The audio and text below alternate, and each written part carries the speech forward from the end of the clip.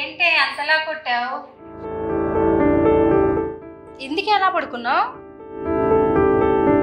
ఫోన్లో ఏదో నీరసంగా మాట్లాడి అనిపించింది, అందుకే ఎలా ఉన్నావు చూసిపోదామని వచ్చాను. ఏం చెప్పాలి, నా బాధ ఎవరికి చెప్పుకోలేను. రా కూర్చో.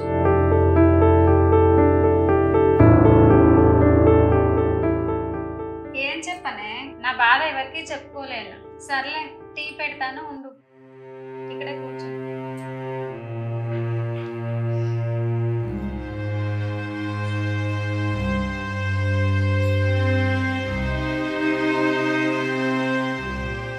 ఏమైంది, ఎలా నడుస్తున్నావు? ఏమి ఆయన ఏమైనా కొట్టాడా?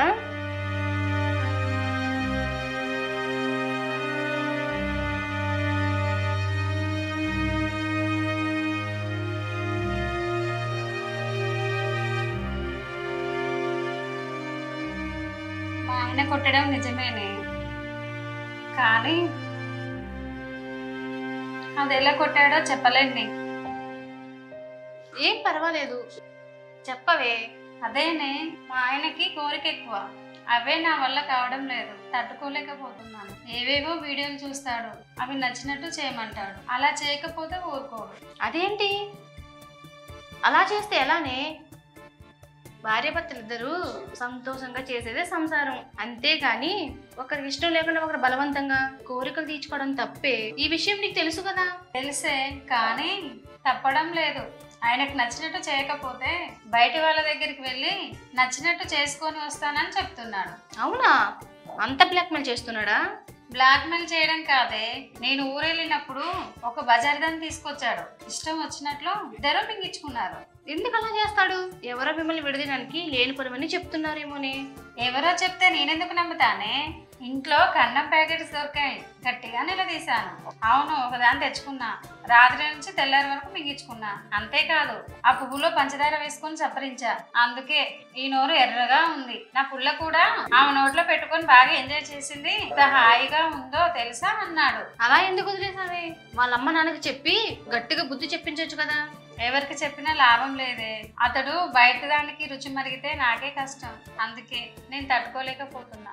ఏం చేయమంటే అదే చేస్తున్నా. ఎవరెవరో ఏదో చేసుకొచ్చి ఎవరెవరితో ఏదేదో చేసొచ్చి ఆ మూతి నా నోట్లో పెడితే నాకు ఎక్కలేని జబ్బులు వస్తాయి. అందుకే మన జీవితం నాశనం కాకుండా ఉండాలంటే నేను సరే నీ ఇష్టం ఉన్నట్టు చేసుకోమని చెప్పిన. అవన్నీ వాళ్ళు ఎవరో తట్టుకుంటారే, నువ్వెలా తట్టుకుంటావే? మా ఆయన మొరటోడే, నేను ఛాన్స్ ఇచ్చానో లేదో ఏకంగా ఆ టాబ్లెట్లు వేసుకొని వచ్చి మరీ రెచ్చిపోయాడు. ఒక్కొక్కసారి గంట సేపటి కూడా వదలలేదు, వద్దు వద్దు అన్నా వినలేదు. రాత్రి నుంచి ఇప్పటి వరకు ఎక్కడ ఏం దొరికితే చాలు అక్కడే పుల్ల పెట్టి రచ్చరచ్చ చేస్తున్నా. అందుకే ఈ పరిస్థితి. మరి ఇప్పుడు ఏం చేద్దామే? ఈ పరిస్థితి బాగాలేదు కదా. అమ్మో,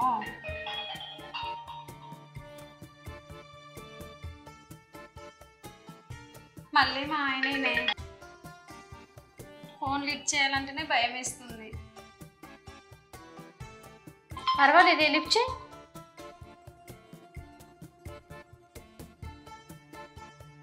హలో, ఏమండి?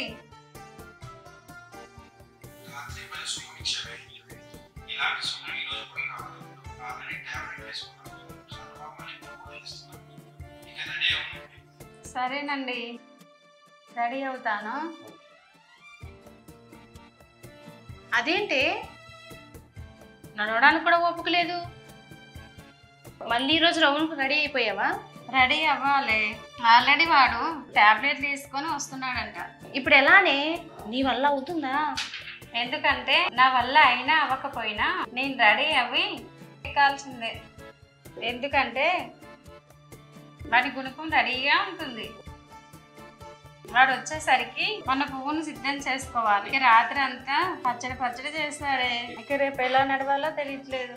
ఇంత బాధపడుతూ ఒప్పుకోవడం అవసరమేనే. పోనీ నా వల్ల కాకపోతే నువ్వు వెళ్తావేం చెప్పు. నేను కనుక రంగంలో దిగితే మీ ఆయన పరిగెత్తుకుని పోతాడు. నా పువ్వు నీడ మెత్తదేం కాదే, బలంగా పెంచాను. పోనీ ఈ రాత్రికి నా తరపున నువ్వు వెళ్ళొచ్చు కదే. మా ఆయనను భయపెట్టు. దెబ్బకి మింగించుకోవడం అంటేనే ఉనికిపోవాలి. అయితే మరి నువ్వు వెళ్ళి పడుకో, నేను రెడీ అవ్వి మీ ఆయనతో నేను ఒక ఆట ఆడుకుంటాను. వద్దే బాబు, నీది నచ్చిందనుకో మా ఆయన ఇక నన్ను వదిలేస్తాడు. వద్దు, నీకో దండం. ఆ మింగించుకోవడం ఆ పాటలయ్యో నేనే పడతా. అయినా వాడు నన్ను ఇబ్బంది పెడుతున్నా గానీ సుఖ పెడుతున్నప్పుడు హాయిగా ఉంటుంది. ఆ టైంలో ఈ నొప్పులన్నీ మటుమాయం అయిపోతున్నాయి. సరే అయితే నీ చావేదో నువ్వే చావు, నేను పోతున్నా. అలా కాదే, కూర్చో. ఈ రాత్రికి మా ఆయనకి అన్ని వివరంగా చెప్తా. తాగి వచ్చి చేస్తే ఏమవుతుంది, టాబ్లెట్ల వల్ల జరిగే నష్టాలు, ఇంగ్లీష్ వీడియోలు చూసే కలిగే నష్టాలు అవన్నీ వివరిస్తా. అప్పటికి కూడా వినలేదనుకో నువ్వు ట్రీట్మెంట్ ఇద్దు. దెబ్బకి ఆడు సంసారానికి పనికి రాకుండా పోతాడు. సరేనైతే జాగ్రత్త. ఏమైనా ఇబ్బంది అయితే ఫోన్ చెయ్యి.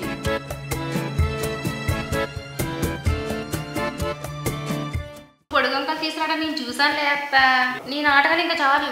పొడుగొంకాయతో పని కానిచ్చేస్తే ఆ సుఖమే సుఖమబ్బా.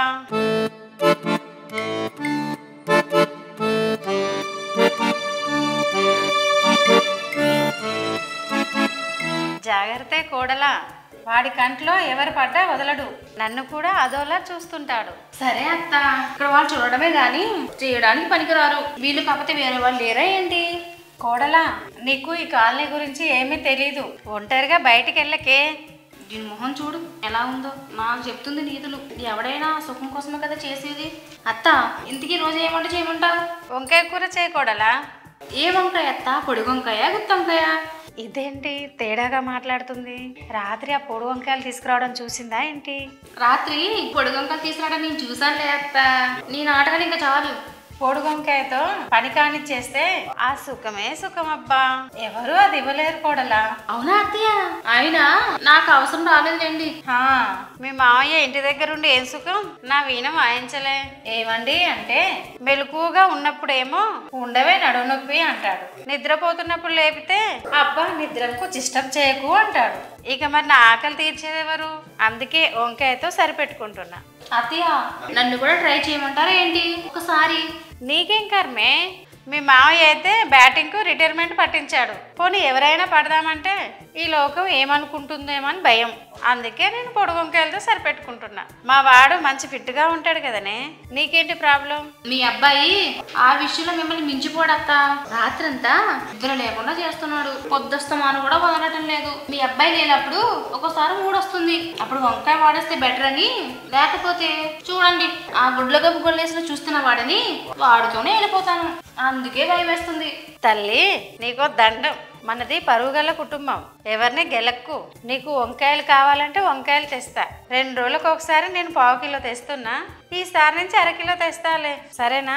ఆ గుడ్ల గూబ కల్లోడి వైపు చూడకు. ఏ అత్తయ్య, వాడు మంచోడు కాదా? మంచి బ్యాట్స్మెన్ కాదా ఏంటి?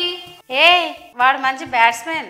వీణ వాదించడం మొదలు పెడితే మామూలుగా ఉండదు. వాడిది పెద్ద దుమ్ము దులిపేస్తాడు. కేకలు అరుపులు పెట్టించేస్తాడే. అదేంటి అత్తయ్య, అతని టాలెంట్ మీద అంత నమ్మకం? ఇంకెలా తెలుసు అతను బ్యాట్మెన్ అని? అంటే మీ ఇద్దరు ఒకప్పుడు చేతులు సైకిల్ చేసుకునేవారా? ఒకప్పుడేంటే 2 రోజులకోసారి అలా వస్తూ వెళ్తూ ఉంటాడు. మొన్న నైట్ నువ్వు ఏంటత్తయ్య ఎవరో వచ్చినట్టు సప్పుడు అవుతుంది అన్నావే, అప్పుడు నేను పిల్లి అని చెప్పాను కదా, ఆ పిల్లి వాడేనే. మో, అతను మామూలు కాదే. ఇప్పటికీ గ్రౌండ్ లో దిగుతున్నావంటే ఆ రోజుల్లో చితక్ కొట్టేసిందనివేమో. అలా సెంచరీల మూత మోయించాడు కాబట్టే మీ మామ వెన్నునొప్పుకు గురయ్యాడు. ఇక పనికి రాడని తెలిసి నేనే వెన్ను తగులుకున్నా. నిన్ను కూడా చూశాడంట. నువ్వు కూడా కావాలంటున్నాడు. నీకు మామయ్య వరుస అవుతాడు. వదిలేసే ఇవన్నీ.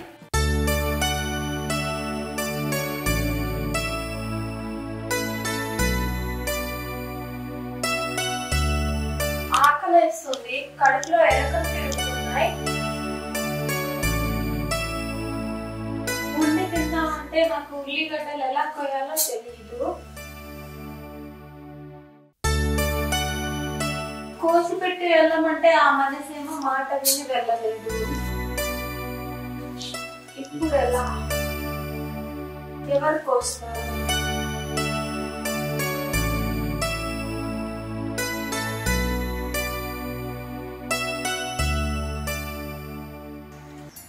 ఇవేంటి అలా కాలుగా పిల్ల అటు తిరుగుతుంది?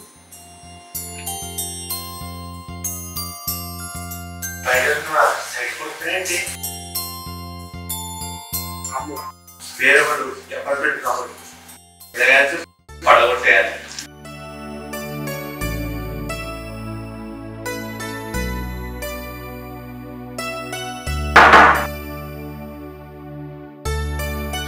ఎవరు? ఏం కావాలి? అది నేను పక్కనే ఉంటాను. నాకేం కావాలి కాదు, మీకేం కావాలి చెప్పండి. మీరు నా మోకాలు నొప్పి పెట్టినాక అటు ఇటు తిరగడం నేను గమనించాను. మీకేమైనా కావాలో ఏంటో అని డౌట్ వచ్చి అడుగుతున్నాను. అదేం లేదు, ఆకలేస్తుంది. ఉల్లిగడ్డలు ఎలా కొయ్యాలో తెలియడం లేదు, అందుకే ఎవరైనా హెల్ప్ చేస్తారేమో అని చూసా. ఓ ఇంతేనా? ఉల్లిగడ్డలు ఇలా ఇవ్వండి, నేను కట్ చేస్తాను.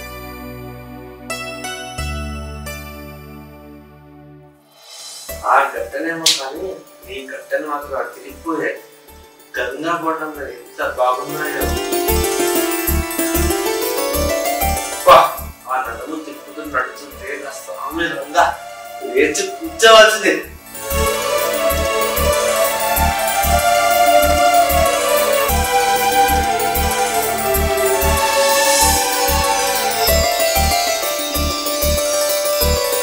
ఉల్లిగడ్డలు ఇదిగోనండి.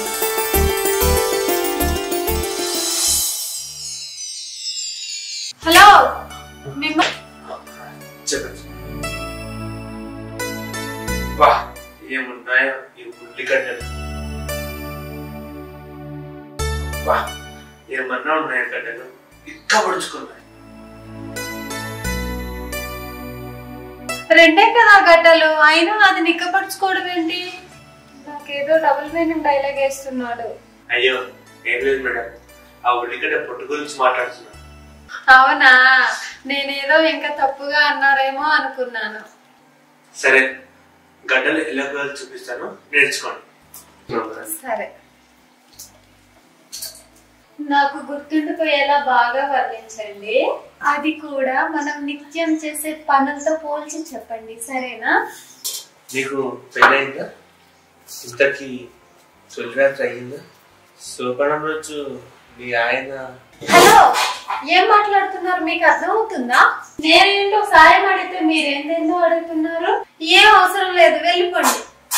అదేంటి మేడం అంత కోపం? మీకు గుర్తుండిపోయేలా మనం చేసే పనులతో పోల్చి చెప్తున్నా. అలా చెప్తే ఇంకా మీరు జీవితంలో మర్చిపోలేదు. ఈ గడ్డలు మీరు అనుకోండి, శోభనం రోజు మీ ఆయన ఎలాగైతే మీ వస్త్రాన్ని ఒక్కొక్కటిగా తీస్తారు అలా మొత్తం తీసేయాలి. అబ్బా, అలా అనకండి, నాకు సిగ్గు ఎక్కువ. మీరు బాగా ఇన్వాల్వ్ అయినట్టున్నారే. ఓ నైస్, భలే చెప్తున్నారే. ఒక్కొక్క పొర తీసాక మొత్తం బట్టని ఇప్పేశాక రెండు కాళ్ళని ఎడం జరుపుతారు కదా, అలాగే మధ్యలో కోయాలి. రెండు కాళ్ళని ఎలా దూరం పెడతారో గడ్డ ముక్కలు కూడా అలా దూరం చేయాలి. ఇప్పుడు మధ్యలో ఉంటుంది కదా, ఆ మధ్యలో ఉన్నదాన్ని తీసేయండి. నేను తీసి చూపిస్తాను, చూడండి.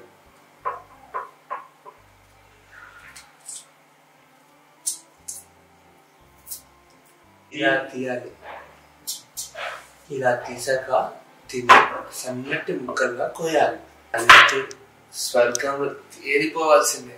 అవును కదా, మధ్యలో కోసుకున్న తర్వాత నూనెలో వేయించుకొని తింటే సూపర్ గా ఉంటుంది కదా. మరి నువ్వు నాకు ఛాన్స్ ఇస్తావా? వండి పెడతాను.